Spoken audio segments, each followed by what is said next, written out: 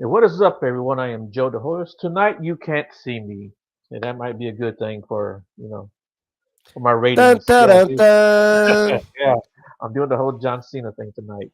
That's right. Right off the bat, Miss Sandra is saying hello, Joe and brother of the Arcana podcast. Hello, Sandra. She's been with me forever. She's Hello, a great. Sandra. Yeah, real quick before we get started, as some of you guys may or may not know, I am part of the JRG, which stands for the Jevning Research Group, headed up and founded by Mr. William Jevning. We've got teams in Delaware, Maine, Louisiana, Tennessee, Ohio, Michigan, Oklahoma, of course, here in Texas, where I'm at, Oregon, California. And I'm sure I'm missing a few other states. So if you guys are interested in joining the team, shoot me an email beyond.woodline@gmail.com. We'll get the ball rolling. We do vet you. We vet anyone we set you up with because unfortunately, we got to keep an eye on people these days. And if you're going to go up and meet up with somebody, we always say research the researcher. Okay, don't get yourself into a crazy situation because, like I said, unfortunately, there are people you got to kind of keep that your good eye on. Uh, well, with all that being said, I know you guys don't tune in all night to hear me ramble off. I have with me Dave and Alex. How are you guys doing tonight? We're Doing doing good. fantastic. Yeah, man. Just And I gonna light a little apologize. incense as we usually do as we get going with stuff. Good. Yeah, I do apologize for the late start, guys. Man, the technology tonight is just not cooperating with me, and as you guys can see, my camera's not even working. So who knows? Who knows what these guys brought into the studio tonight? Yeah. You're welcome. So yeah. So if you guys don't mind, man, Dave, if you want to go first, tell us a little bit about yourself and what got you started in all this crazy mixed up field that we're in. Well, hello, everybody. I'm Dave Ferrigno, co host of Brothers of the Arcana podcast. So that's kind of a long story, but I'll give you the quick rendition. So, from an early age, saw all kinds of, let's just call it paranormal, right?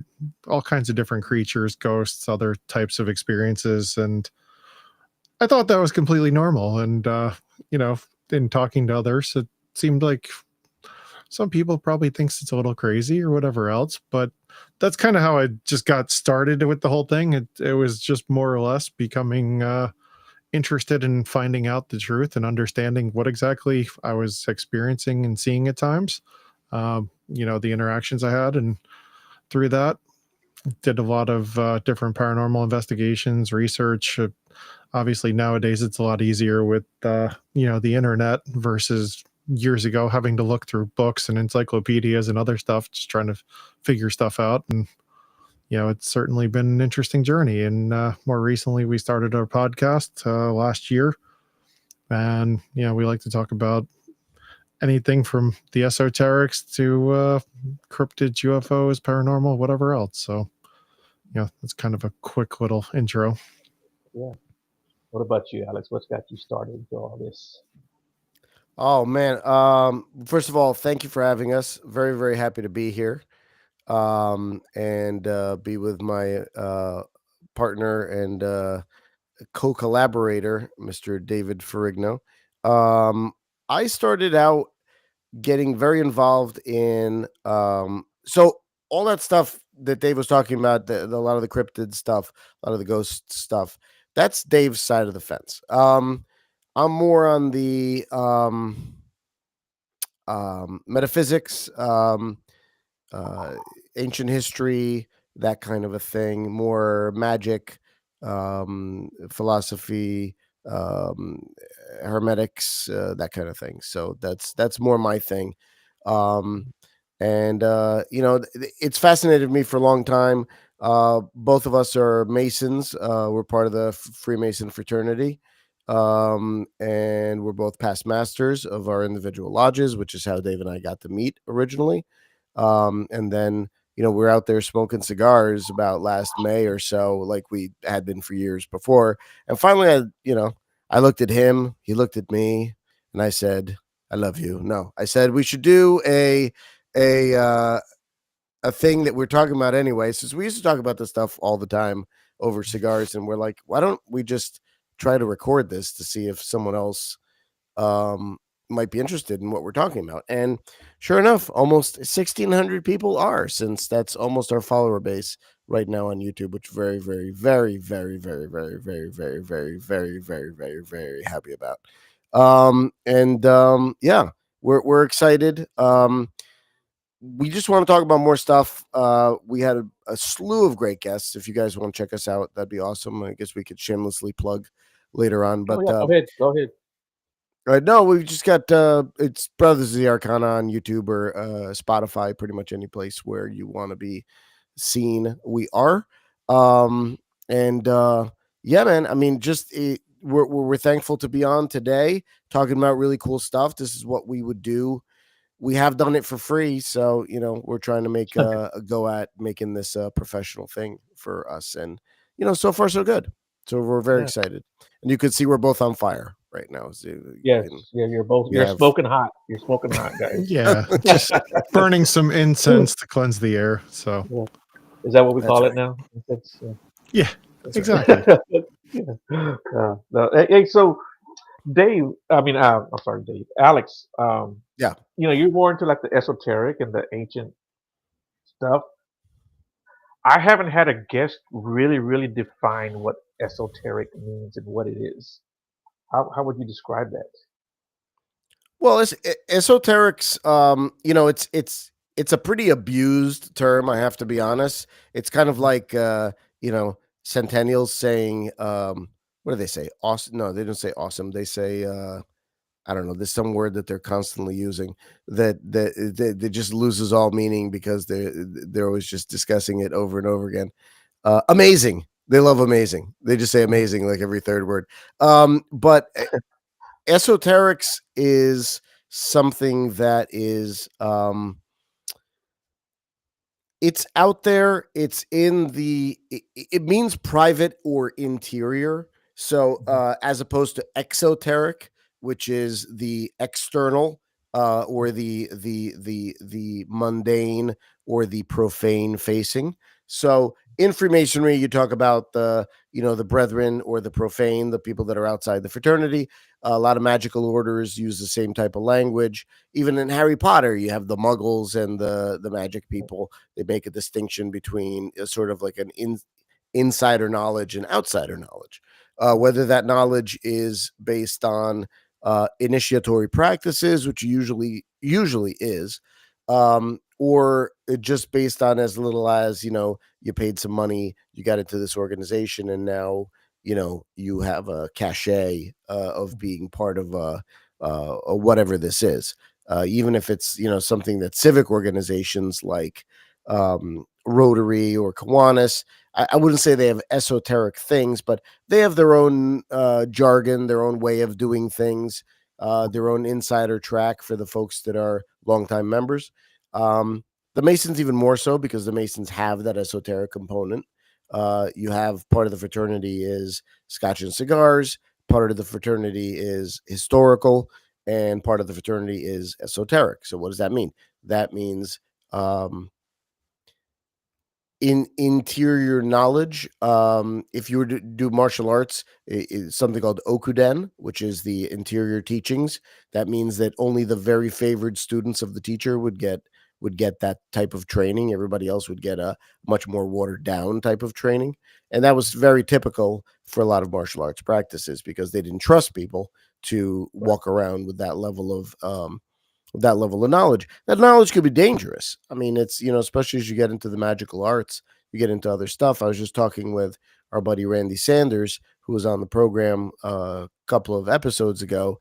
And, you do the lesser banishing ritual of Solomon, you do some other stuff, you better have that circle tight. You better know what you're doing and have proper incantations and things like that. Otherwise, you're in for, you're cruising for a bruising.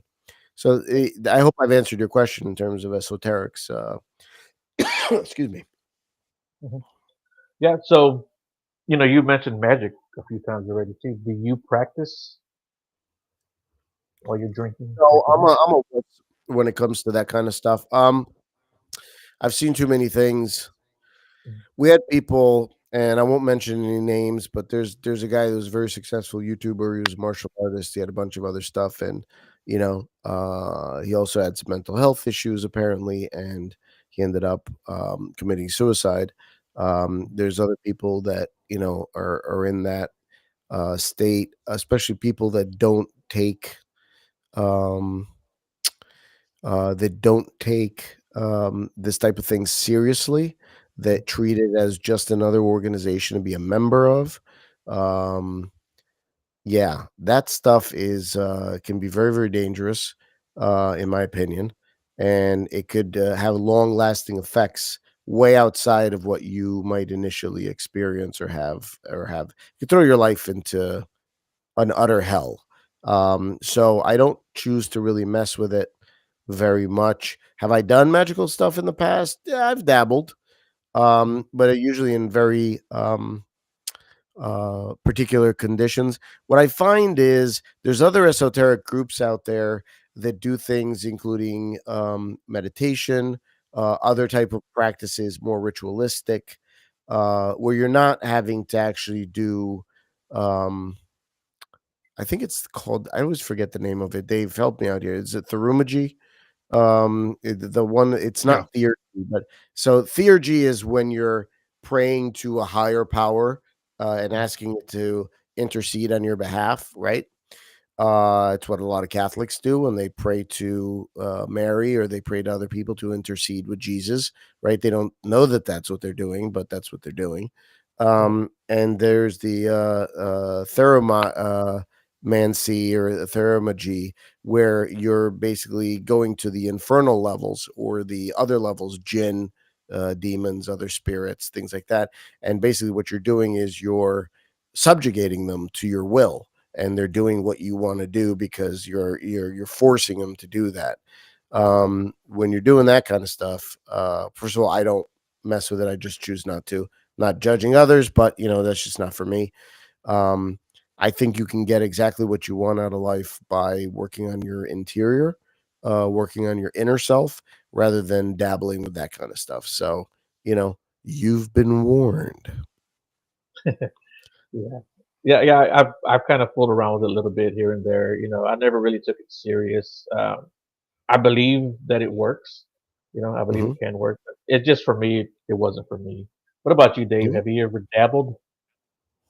I wouldn't say I've dabbled in magic, although, to Alex's point, I've certainly done a lot of guided meditations, been part of rituals and practices like that. And, you know, I think for me, like I'm a history buff. I've always enjoyed learning about history and, just looking at all these different philosophies and the way things have been done. And you see all these shamans, you see all these individuals out there that have all these different modalities. And my feeling is every modality doesn't work for everyone. So each individual has modalities that'll work for them. So, for me, I particularly like to do, meditations and just try to connect to you know, I guess you could call it higher levels of consciousness and spirits, and just connecting from that perspective. But what works for me might not work for the next person. So I don't think there's a one size fits all approach on that front. And that's Mhm. why I think a lot of these principles, like when you look at the Hermetic principles or whatever else, a lot of these things apply across the board, no matter what religion, culture you come from. Uh, and it's just whatever those modalities are that work for you, they do. And I typically don't try to dabble in anything that's going to potentially invoke, things that could be catastrophic in life. I've learned enough in the paranormal realm to, you know, kind of stay in your lane. Don't cross certain boundaries at times, Right. at And least without remember, protecting Joe, if yourself somebody asks properly. you if you're a god, you say yes. Yes, that's the answer. Yes. So let me ask you something. We're talking about God. Um, is there one all-powerful God in your opinions? Oh, absolutely. Is there? Okay. You, Dave? All right. So I grew up Roman Catholic. I consider myself, spiritual and everything else. Your So spelf? do yes, exactly. And so do I believe in one God? From a religious perspective, that's what I was taught to believe. And I'm not saying I kind of think it's interesting because when you start getting into interdimensional beings, into other realms, you start questioning, did God create all those, or are there, multiple entities? And then there's always the age old question, well, where did God come from? Yeah. Did he have parents, or did she, or whoever it is? It's so It's I'll say turtles yes. all the way down. So yeah, my own personal belief, I believe there is a God that but you look at the Bible and everything else, technically they rewrote it, and they Yeah. said there were many gods, so who knows. I think that's individual belief systems. I do believe there is a higher power that we can connect to through prayer and meditation, and there's a lot of unknown there. So one of the papers that I'm writing right now, I actually talked to Dan about this the other day. Dan's a buddy of ours who's also in the fraternity, and he's pretty esoteric, and we sort of geek out on all kinds of topics. I'm writing a large paper on the idea of 49 Elohim. The idea of that Elohim means plural, and in fact, it means a sort of a family of gods rather than just one god. Which is like the formal singular, which sounds like the we, like the queen talks about herself in the we sense or something. So the idea of 49 of them from all various religions, and how each one of them is a different flavor, all or a shard of the one great religion, the primordial sort of religion that was around prior to the flood or prior to the Younger Dryas, when the world was a very different place. And I think people tried to discover what they could, and when you have a prophet and he gets some download from the Akashic records or wherever he's getting the download from, you're going to have pieces of stuff like I don't think anything that is said in these religions is necessarily wrong. They're just incomplete a lot of the time. And so I'm trying my best to try to see if I can figure out how all of these things sort of fit together. It's a monstrous project, but I think it'll be pretty cool. Yeah, it sounds like it is. And you said something that kind of my curiosity. You mentioned the flood. Do you believe in the flood, Alex? Well, I mean, I don't really see how you get around it in terms of there's so much evidence for a huge flood at one point, almost irrespective of where you are. You've got flood damage with the Sphinx. A lot of guys talk about that. Graham Hancock and Randall Carlson for sure. Other people talk about flood damage in other parts of the world. You've got sub-Saharan civilizations that existed. And that's not even talking about Atlantis necessarily, or Lemuria, or those types of things. Although potentially Atlantis was in that Mauritania area, where that structure is now, in the middle of the desert, when that was not desert. But yeah, I mean, I there were so many things that were around and different when the continents were sort of together.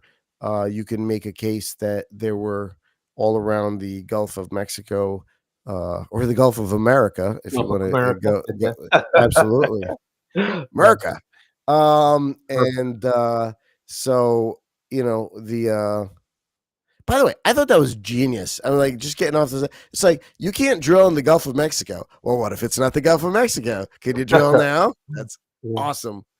So anyway, but the idea being that there's pyramids that potentially would circle a good part of it, or at least part of it. Egypt coming from the one side, and the pyramids from the Aztecs and the Mayans on the other side, assuming that the continents were contained together. Now, were there ever pyramids in North America? It's possible. I mean, we're finding new stuff all the time. Um, there's a guy who keeps writing in on our podcast who's got all kinds of crazy theories out there about really large pyramids of different kinds. Dave, I think you just responded to him the other day about asking him for more detail. He's sort of a shaman. He's just like, I'm my own level of research. I don't do any research. I was like, all right, if you're pulling this stuff out of your butt, that's fine. But like, or tapping into a higher being, I guess. But well, yeah, because we were talking about the Cahokia Mounds and some other, the Collinsville pyramids, and he was just like, "Oh, I have 100 different explanations for that." So I asked him, I was like, "Well, can you name a few?" He never responded. So yeah, can't be bothered. His main source is trust me, bro. Yeah, right. Exactly. But it's the one interesting point too with the whole flood theory. When you look at all these different religions around the world or cultures, right? There's so many stories of the flood. There's so many different iterations, but they're all almost exactly the same. And then you look at Göbekli Tepe, you look at some of these underground structures that were built, thousands of years ago. Now, granted, Göbekli Tepe, I think technically with the timeline, they think it was like 11,600 years ago. So that seems like that's after the Younger Dryas technically. But with that being said, Hi, JV. you kind of question, hey, JV, happy St. Patrick's Day, y'all. Happy St. Patrick's Day. But with that being said, why are all these underground sites all around the world? Japan, you got Cappadocia and Turkey, or no, wait, is that Turkey? Yeah. Yeah. It's like same Caesarea, Cappadocia, all that. Yeah. Right. And even like when Tim Hogan was on our show, he was talking about the Valley of the Kings. He said they actually used, they were stating, and he posited they actually used that as an underground sanctuary. So the question is, how did they know something was coming? Was there a prior warning? Did they get it from, you look at the story of Noah and, basically it's like, hey, build a big boat. Good luck. Yeah. By the way, positive is Dave's favorite term. So everybody at home, take a shot every time he says one. And we'll see how drunk we all get by the end of this show. I'll see what I can do. But he's absolutely correct. As usual, I will say my intrepid co-host. He's right on point. There's so many interesting things to talk about with that part, and we're only finding out more. I mean, Göbekli Tepe was not only built, it was purposely buried. Why would they bury it? They knew something was coming. They had the understanding, they had the wherewithal to at least figure out that something huge spelled either doom or temporary destruction to their way of life, and to leave something for future societies that they could uncover. I mean, look, even if you look at, and it's going to sound like a hokey, stupid example, but it makes a lot of sense. I don't know if you ever played Mass Effect or any of these other things. They have amazing theories of, some sort of a destroyer race that every 50,000 years comes and destroys all space-bound civilizations so that nobody gets to beyond their britches in terms of trying to rule the galaxy or anything else.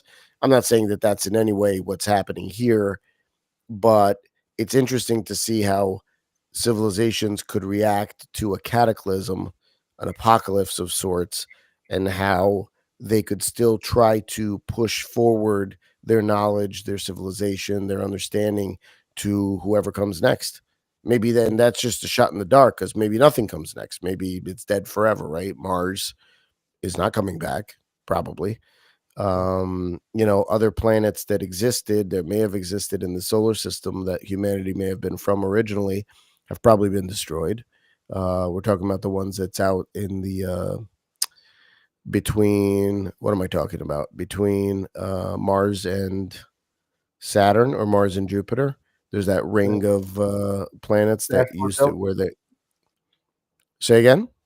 Is that asteroid belt? Is that what you're talking about? Yeah, where some people posit that it could have been it could have been a planet. Yeah. I was gonna say, So isn't that kind of small for a planet? And people think that asteroid belt is this huge rock pile, and it's really kind of small. Well, in terms well, of like they for a planet, they vary in size, and don't forget, I mean, they could have easily drifted out. I mean, it doesn't mean that what's there today is the entirety of what was, right? you know. So Exactly right. Yeah. but there is enough room there in terms of an elliptical orbit to say that maybe there was a planet there at some point, Yeah. or at least a large moon, Yeah. or something. So, yeah. By the way, what's on the other side of the moon there, Joe? Any ideas? Dark side of the moon bases? You know, that's one of the things I want to talk to you guys about too. There's so much people Hmm. know. You know, or I don't want to say so many people know, but people claim to know what's on the other side.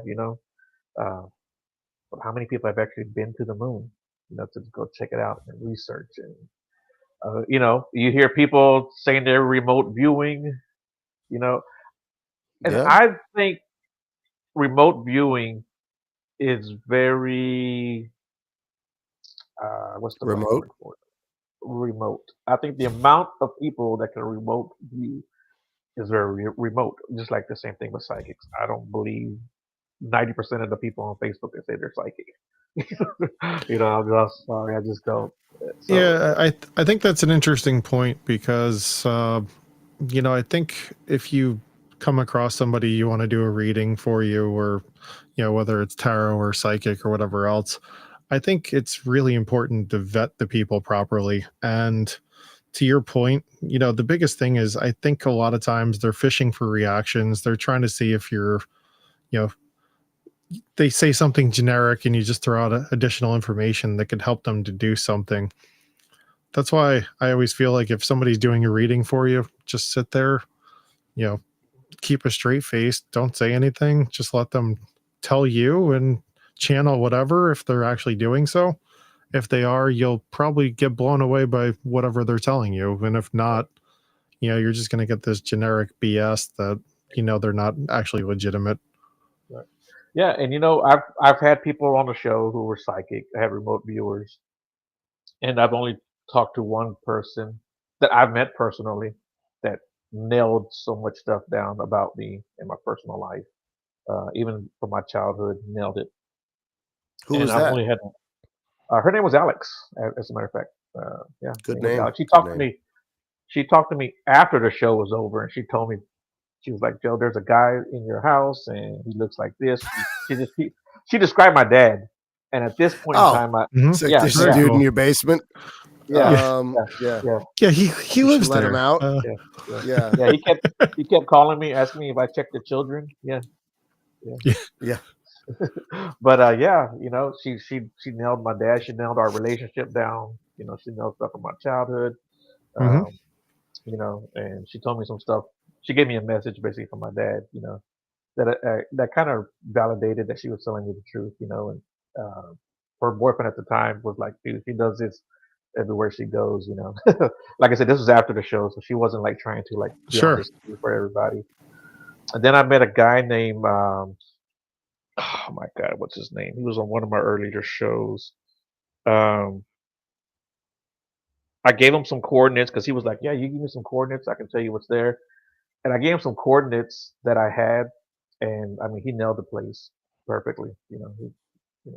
He described it. He described what was there, what I've experienced there. So I'm not saying it's not real, but if he and just so you guys will know, he talked about Bigfoot stuff that was there that had happened, and the Sure. group that was there, and I was really surprised because I had given other people the same coordinates, and they were like talking about different planets and stuff. I'm like, okay, Well, so it's interesting with the remote viewing because if you believe in astral projection, then technically most people probably have the ability to remote view. It's just about harnessing it.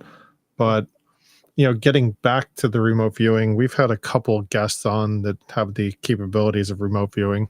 One of which, Carl Petrie, he was actually, um, he worked with Ingo Swann, who's a famous remote viewer right, with the CIA. For the CIA, And, right? he was under an NDA, so he couldn't really discuss what he saw on the moon, but he said it would scare the crap out of humanity. We've had a few other guests on, like Eric Matson, who's an astrophysicist, worked for NASA. Right. You know, he Not a mentioned psychic. he's not a psychic, but he mentioned, you know, some of the things he was exposed to just, you know, keeps him up at night, and he can't sleep at this point because of it. Um, but we've also talked to other remote viewers that, you know, they said basically what we could kind of deduce from what they were telling us is it almost seems like the moon is actually a portal and gives, you know, interdimensional beings the ability to travel. I don't know if it's a wormhole. I don't know what it is exactly, but you know, it's kind of an interesting thing because everybody said there's definitely structures there. You look at the Apollo missions, what's really fascinating to me as well, if you look at the Apollo missions were the last time any human passed the radiation belt that we know of. Technically, you know, with Space Force and everything, God only knows what's actually going on. But yeah, so there might be some other stuff going on that I think people don't know about. That's my assumption.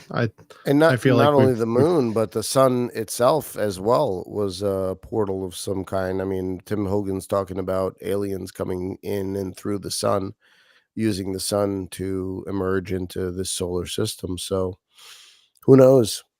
I don't know. Some of this stuff, again, this is more Dave's bag. I don't know that I buy it. I love the idea of aliens being extra dimensional rather than extraterrestrial. I think that explains things way better in terms of them just being from some other planet that we're not aware of. Extra dimensional aliens inhabit our space in essence, but they inhabit it on another level. For instance, if you listen to Darryl Anka, who channels Bashar, that the planet Esasani that Bashar is from, where he communicates to us through Daryl, is here. It's just another Earth on another plane of existence where they have moved well beyond, you know, where we are now. Yeah, I think I've seen that guy, right? He talks really loud. He's a bald guy too, right? Is that the same guy? No, that's Dave. Okay. Um, Well, it yes, could be you're me right. too. You're right. Yeah, it could be me too. Yeah, I see. I don't know about channeling. I'm very skeptical about a lot of this stuff. Even though I talk about it and I love this stuff, I'm always skeptical. You know, like Bigfoot is in my wheelhouse, but I'm so skeptical about everything. You know, and I love Mm. paranormal stuff, but still at the same time, like you know, I don't know. Maybe I overdo it. I don't know. Maybe it's good to be skeptical. I think you should keep an even keel. You know, so if you're out there just believing in everything and just being open to whatever. Number one, I saw an exorcist talk about, and this was on YouTube. He was talking about some guy who wanted to expand his inner eye, and he was watching a YouTube video where his inner eye was open, apparently, and he was being hypnotically induced. And apparently, demons just rode the inner eye right into himself and Right. started absolutely destroying his life. He was within 6 months, he was a drug addict on the streets, Yeah. wasn't talking to his family, lost his girlfriend, lost his house, everything, his job. Right. Um, and no history of drug use before that, other things like that. So, do I believe in stuff like that? I mean, look, you know, Yeah. they're out there. They're out Yeah. there. Yeah. See, I You know? absolutely believe in all that kind of stuff. I believe in elementals. You know, people think I'm crazy because of that. You know, but I believe in that stuff. Just You know, because of that? well, no, because I've spoken to enough witnesses, and you know, oh man, Alex is a great guy to have around, isn't he, Dave? Dave's like, yes, you have no idea. No, but you know, I am. yeah, he He puts up with certainly a lot. Yeah, but exactly. you know, I mean, I just, you know, I believe people get possessed. I believe people can invite things in. I believe people can conjure stuff up, and um, Lord knows I've talked to enough people that make me know that there is something to all this, and we need to be careful what we say and what we think. And that goes back, just kind of goes back to magic. Our words have power, our thoughts have power. Absolutely. Yeah. It does. You know what? One thing that gives me a lot of solace and peace is the fact that we can move beyond this karmic sort of pattern and karmic lifestyle. And Dave and I talk about this a fair amount, but if you read Florence Scovel Shinn, The Game of Life and How to Play It, and other I think Your Word is Your Wand, and a couple of other books that she's got going on.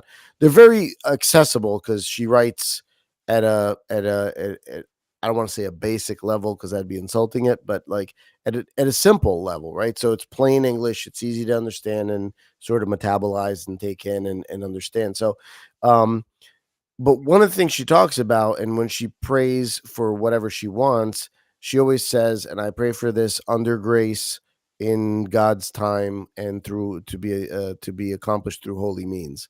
And one of the reasons for that is when you ask for grace, whether it's the Christian understanding of grace, other religions understanding of grace, I believe it's similar to attaining and staying in the witness seat in Buddhism or other things where you're allowing things to just occur. It's basically you're taking your hand off the wheel and you're allowing the universe or God or the source, whatever you think, to run the show and know that it's going to do a better job than you're going to do. You're subsuming your will to God's will or the universe's will, whatever you want to say. When you do that, you step off of the karmic path, and you're out of the wheel of samsara. You're out of the wheel of karmic debt, of misery, of disappointment, of all of that kind of stuff. You're living life on different terms. David Hawkins talks about this in a bunch of his books, but he talks about keeping holy company and using things like the Course in Miracles. If you guys aren't familiar with the Course in Miracles, you should definitely check it out. There's a great workbook that comes with the course. It's a 3-book series. The middle one is the middle one is the workbook, and it's got 365 lessons, one a day for a year, and he did it for a long time. The operative thing there is forgiveness, forgiving people, things, events. I recently did a Vipassana training, which we're going to do a podcast episode on as well. By the way, we need to get on that. But outside of that, but the main thing there is you're taking off layer upon layer of psychic detritus that you have upon you. And so you're releasing things to go, but it's the same mechanism. It's letting go of whatever it is, right? You're shedding layers, you're shedding trauma, detritus, garbage. Basically, you're letting all the garbage fly past you and out, much like the incense is doing now, and you are better able to function and be transparent to the transcendent. So, how are you on forgiving people?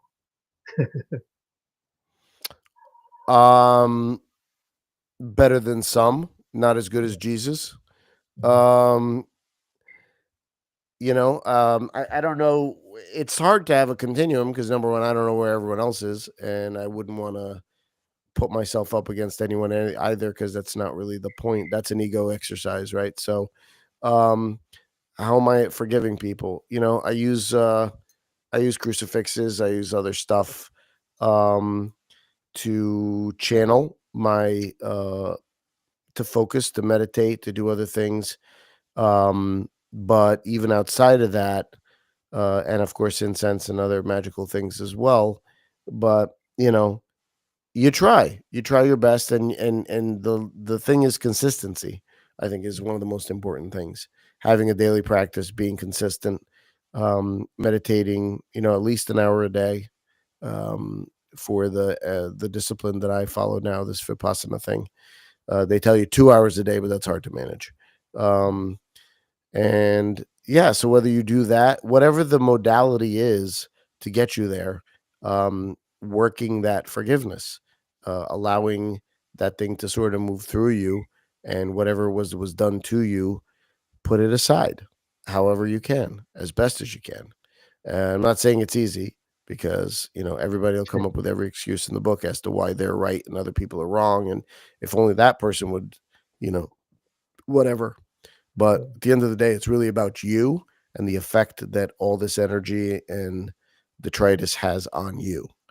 So it doesn't really matter who did what to who or who did what to you.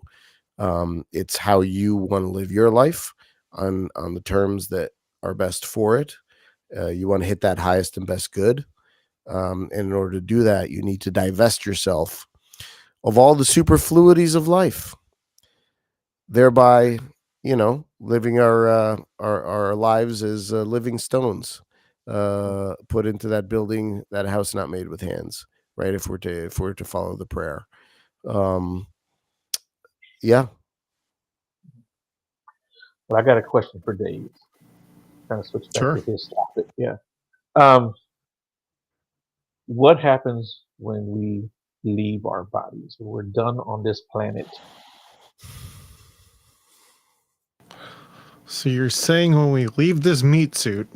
Yeah, when we leave, what happens to us? Where do we go?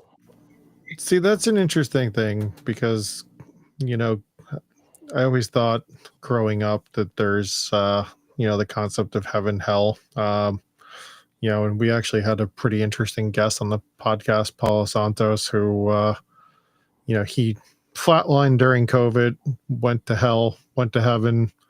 So it was kind of interesting hearing his take on that whole experience. He was in a coma for, I think it was 17 days or whatever it was. But I believe in reincarnation, even though as a Catholic, I'm not supposed to, right? But I believe that, your soul continues onward. And I think, I've done past life regressions. I've done a lot of, kind of research into that as well. I feel like even though we're moving beyond this physical plane, I think the spiritual plane is pretty much right here, fourth dimension or right in line with our dimension. I really think, if you think about the human eye doesn't really see much of the spectrum.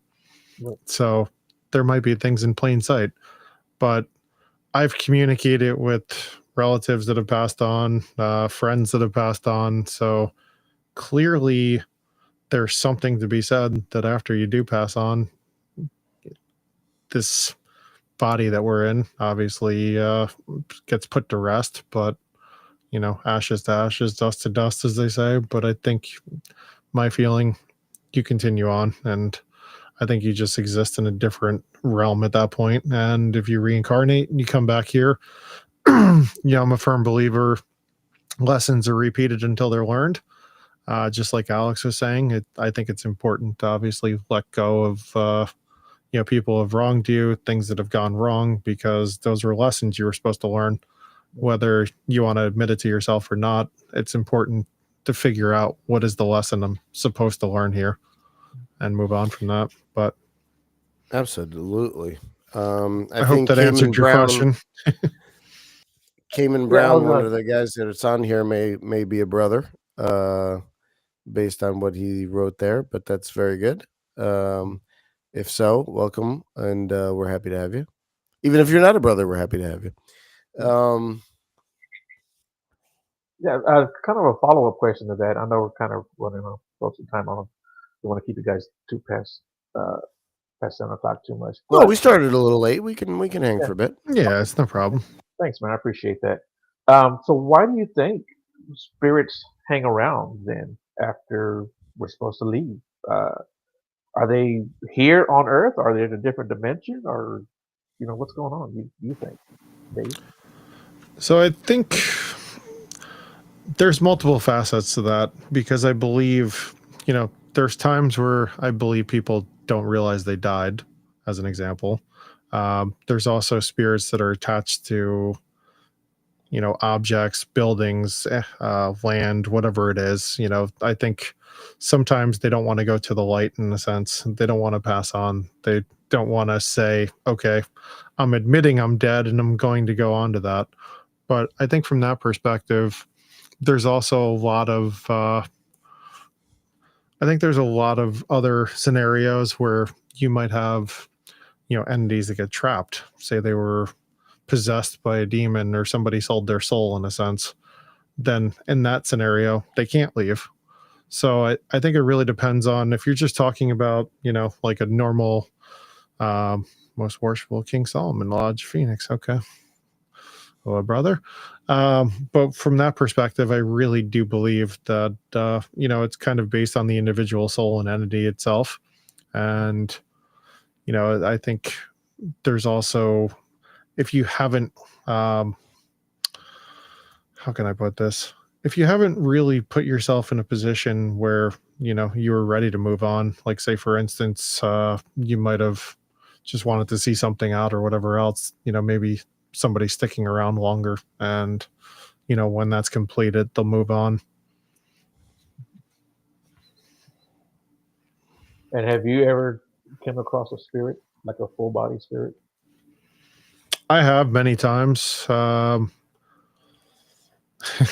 I've had some fun stories on that front. I've certainly experienced, mostly the full body.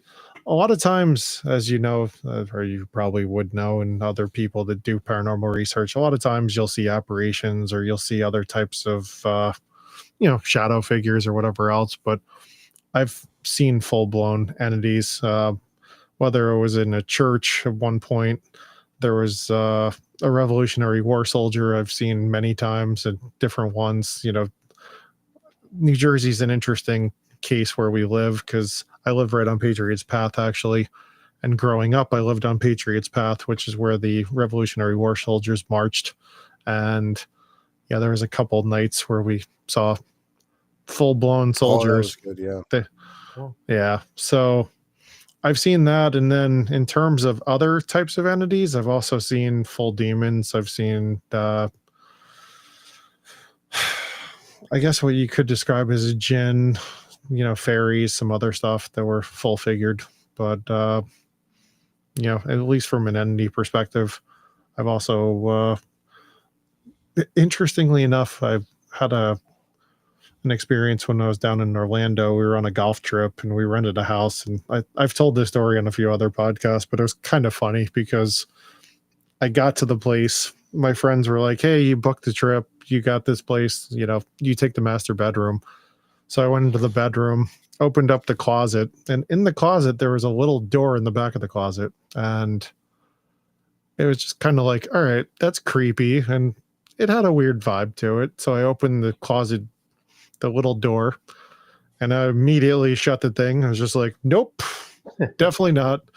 And, it wasn't so much that I saw something in that moment, but what ended up happening, I actually went to shower because we had played golf. We'd flown in that morning. We played golf, and then, we actually played 36 holes. So, coming from New Jersey in the winter time to going, and it was like 86 degrees or whatever it was in Florida that day. So, it was nice to just shower, get refreshed. But as I'm sitting there in the shower, it's like I literally saw this image of a little girl, but she was basically demonic looking, and I could see her full body, and that was what was actually in the closet. And the funniest thing is, I just was like, listen, I'm only here for a couple of days. You do you hang out there. I won't bother you. You don't bother me. We're good. So that ends up happening. The last night of our trip, my friend is sitting there. My friend Mark. He's like out of his mind because he's so tired. And he's just like, oh God, I hope I can sleep tonight. And I'm like, why? What's wrong? He's like, dude, you're not going to believe this. I said, the little girl keeps bothering you. And he's like, what the F? He's like, you knew about that? I was like, yeah. I said, why didn't you just tell her to leave you alone? He's like, you could do that? I said, yeah. So that last night, he actually told the little girl, he's just like, listen, I'm leaving tomorrow. Please let me sleep. Didn't bother him. So, but he actually saw her in the full figure coming out of the closet, I guess. Like it was through the other side of the wall, but kind of interesting. But yeah, I've definitely experienced some fun and full apparitions, and even what looked like, I've seen shadow people plenty of times too. So I had a friend of mine. He had a party at his place, Mhm. and he had some friends come over, of course. And he said at one time he saw this guy sitting on his couch, like in a white Mhm. suit and a white hat, and he said he was like he must have came with somebody, but then he didn't see him anymore. Hmm. So at the end of the party, there was one more guy there, and he's like, "Hey, did you see that guy earlier in the white suit and the white cap?" He says, he goes, "He was here," and he goes, "Yeah." He said, "Yeah, that was my uncle. He follows me everywhere I go." So it was just funny that he saw him too. So yeah, I thought that was pretty cool. Yeah, and you'll actually find, or at least I've found, a lot of times kids see a lot of these spirits, and if it either freaks them out, or a lot of times they're the imaginary friend, quote unquote. Right. And that's the biggest thing when we do paranormal investigations and such. I try to look at it. I'm not a scientist, but I try to scientifically show that it's like, all right, is this legitimate? Or are we just seeing, if there's an orb, is it just dust flying around or whatever else? So we're trying to capture multiple angles to see, was it a speck of dust or was it actually an orb? Was there an entity there, or was it, somebody producing a shadow somewhere else or whatever else?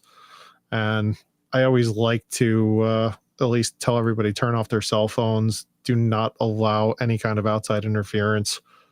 Nowadays with Wi-Fi and everything, I tell people turn off the Wi-Fi networks and such. Just and obviously electricity and things will give off some kind of EMF and other stuff. But just try to get it so we're remedying this. And 30 cage. Yeah. I don't know about that, Jerry.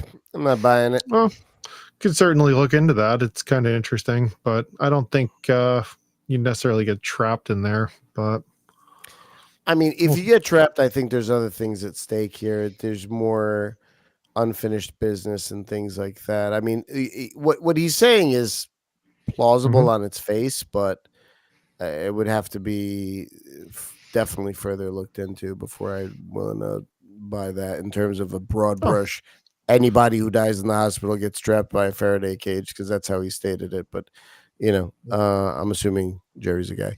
But yeah, so it's a good question though. I mean, it's absolutely, we love to debate these things. Yeah, for sure. Yeah, and I'll definitely check that out, Dan Winter. Mm-hmm.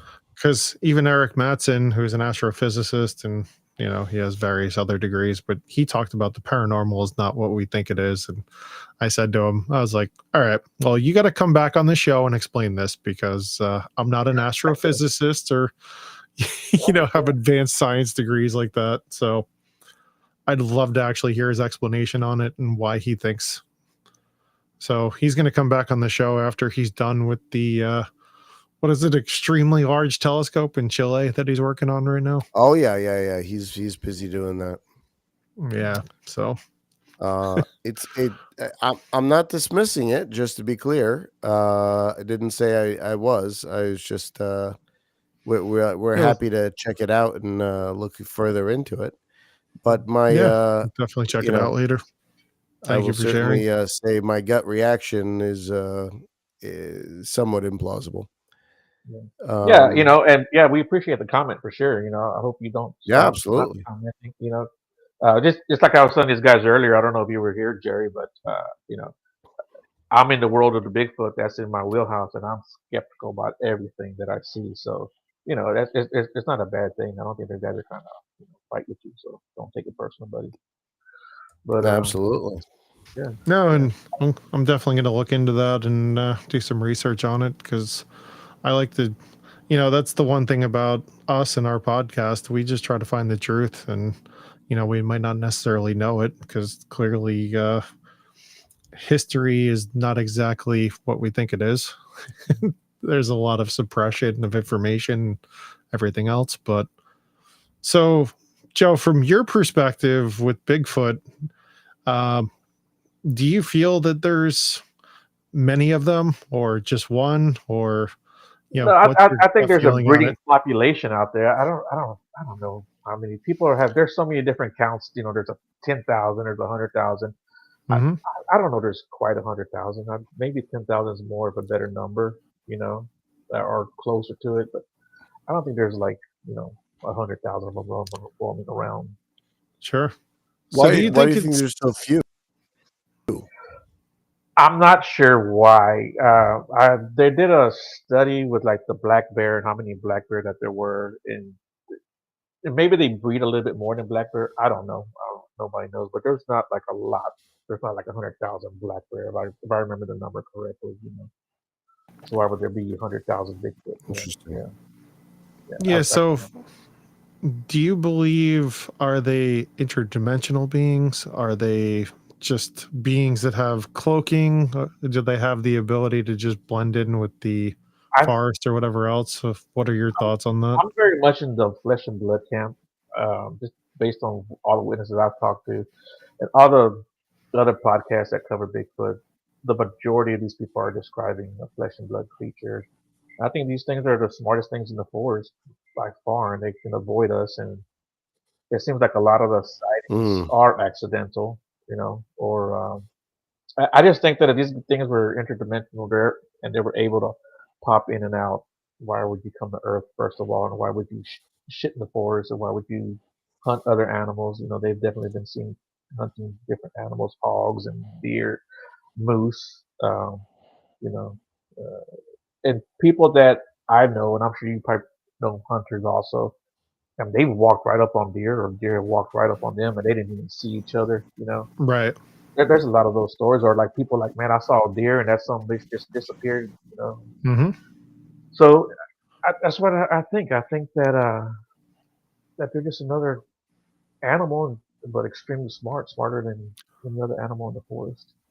So do you think, with all the, I would assume you've probably seen like Missing 411 with all those disappearances and all these different forests around the country, do you think these big feet or Bigfoot entities are the ones that are actually taking these individuals, or do you think there's another kind of sinister type scenario? Is it abductions? Is it the government? Like, what exactly is happening I there? think it could be a lot of things, actually. I think it could be not just cryptids, but alien abductions. I think it could be criminal activity going on that people stumble upon.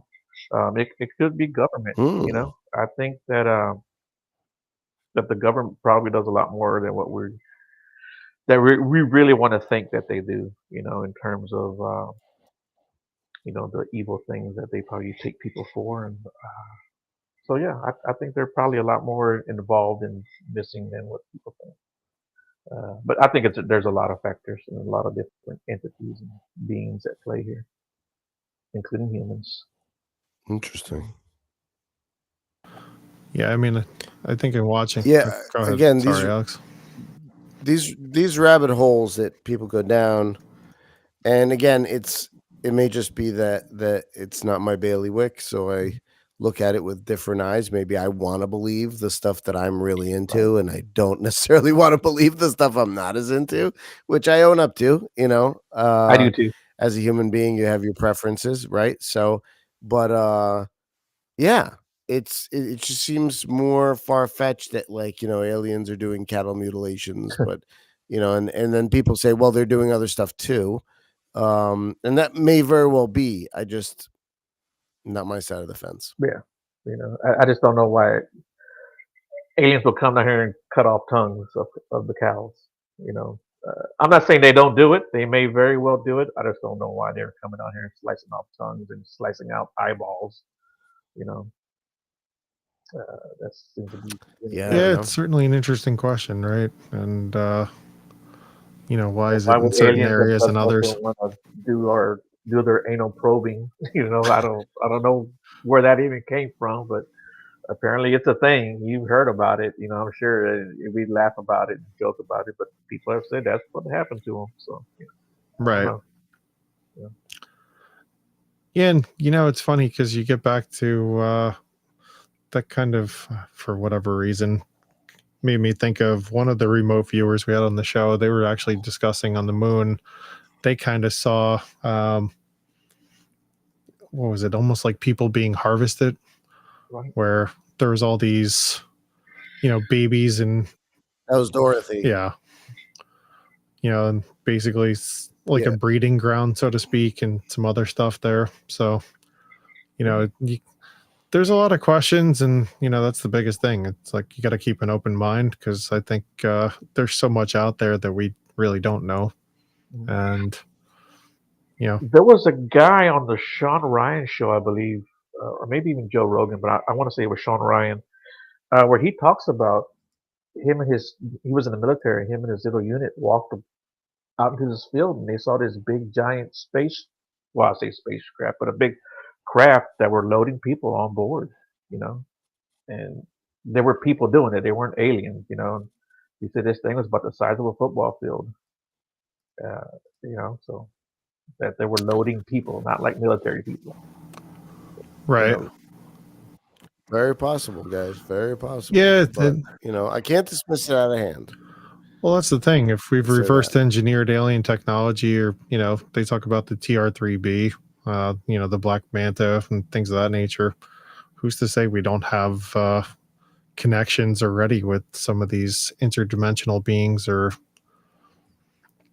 who knows? Maybe there's these giant ships that nobody knows exists, and they have the ability to travel interdimensionally or whatever else. It's not like we haven't been running all kinds of crazy experiments as a government and as a society for years. Right. Yeah. Well, cool beans, guys. We passed our hour, man. I appreciate you guys coming on. You guys want to give a shout out to your socials, your social media, not your social, but your social media. Yeah. So, Brothers of the Arcana on YouTube. What are we on YouTube, Dave? Well, we're Brothers of the Arcana podcast on YouTube. We also have Spotify, Apple Podcasts, iHeartRadio. There's a bunch of other places. We've been pretty bad about uploading to Rumble, but at some point we should probably get back to putting all the videos on there. But all of our stuff's out on YouTube. We have audio versions, there's video versions. So, and frankly, we initially split up episodes because all of our friends were telling us, oh, these things are way too long, and then it turns out they weren't even watching them, so we're just like, what the hell with their advice. So because folks started complaining that they're just like, I gotta wait a week for the next part of the episode, like, this sucks. But definitely check us out. Yeah, please do. We find like a 2-hour window is a really great opportunity to be able to talk to people in depth, because when we talk, we like to really go down some rabbit holes and stuff. I mean, it's nice to sort of touch base a little bit, but it's really cool to really dig in and hear where people are coming from, why they're passionate about what they're doing, and all that other cool stuff. So check out the show. You'll love it. And I can see you guys doing that, man. Just this conversation we had tonight, you guys were, we were going down different rabbit holes, different branches. Everything kind of branches off, but it's pretty cool talking to you guys. I really appreciate it. Absolutely. Thank you so Thank much you for for having having us us on on, the show. and thank you to your guests for weighing in. We love all the comments, and hopefully we'll see you guys very soon. And everyone, tune in next Monday. I have a show. Don't ask me who I have on. I don't remember, but I'll have somebody on next Monday, and you guys tune in. And you two gentlemen, thank you very much, and hold on, don't go anywhere. Thanks all. Have a good night.